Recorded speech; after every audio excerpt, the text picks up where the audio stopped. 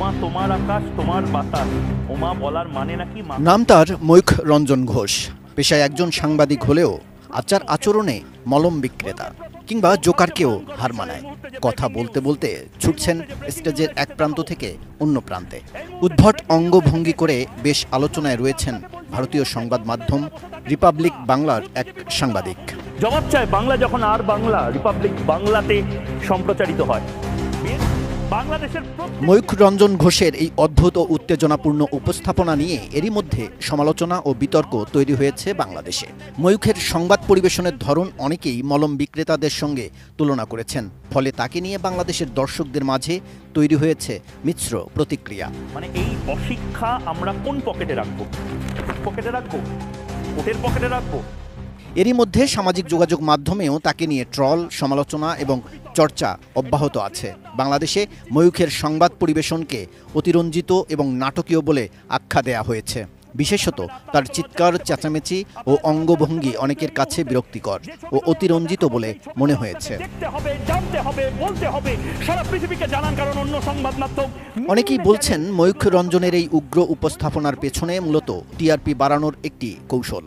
Republic Bangla চ্যানেলটি বিজেপিপন্থী সংবাদ মাধ্যম হিসেবে পরিচিত এবং তাদের মূল উদ্দেশ্য হল যে কোনো উপায়ে দর্শকদের দৃষ্টি আকর্ষণ। ভারতের এবং বাংলাদেশের সবচেয়ে বড় যে হলোকাস্ট এই রাজাকাররা করেছিল, পাকিস্তানিরা করেছিল, তা নিয়ে একটা বিদেশি সংবাদ মাধ্যম একটা লেখা লেখে না।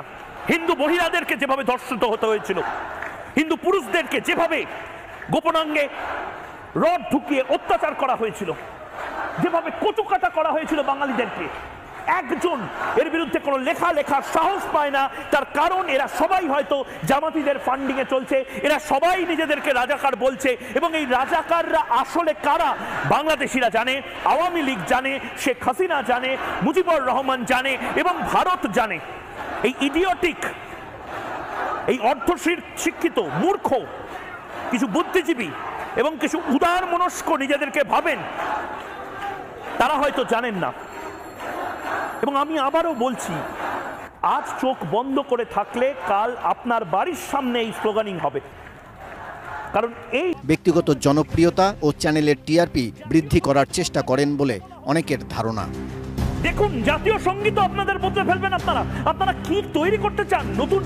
ময়ূখ রঞ্জন ঘোষের এই অভিনব উপস্থাপনা পশ্চিমবঙ্গের সংবাদ মাধ্যমের বর্তমান অবস্থার প্রতিফলন বলে মনে করছে বাংলাদেশের অনেক দর্শক, যেখানে উত্তেজনা এবং বিনোদনমূলক উপাদানকে প্রাধান্য দিয়ে সংবাদকে নাটকীয়ভাবে পরিবেশন করা হয়। তবে এ ধরনের উপস্থাপনা কতটা কার্যকরী বা সাংবাদিকতার নৈতিকতার সাথে কতটুকু সামঞ্জস্যপূর্ণ তা নিয়ে সমালোচনাও রয়েছে। ময়ূখ রঞ্জন ঘোষের উপস্থাপনা দর্শকদের একাংশের কাছে বিনোদনমূলক হলেও অনেকের মতে এটি সাংবাদিকতার প্রকৃত মান ও গুরুত্বকে ক্ষুণ্ণ করে।